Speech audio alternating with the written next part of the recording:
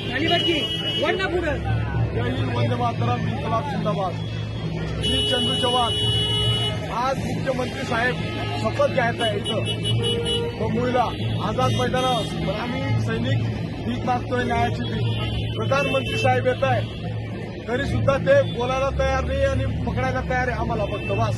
कारण की आम्ही जेव्हा आझाद मैदानावर जाण्याचा प्रयत्न करतो ते 5-6 किलोमीटरपर्यंत जसं एक कोणी आतंकवादी कसे आहे तसे येणार आहे बा म्हणून आम्हाला डिटेन करताय. आणि आमचे पोलीस बिचारे मजबुरीने बिचारे आम्हाला पकडताय वारंवार.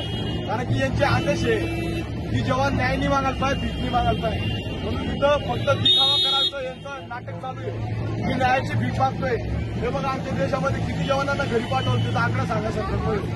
मोदी साहेबांना विचारायला जातो ते बोलायला तयार नाही. म्हणून लिहिलंय हिंदुस्तान नामरते जाऊ का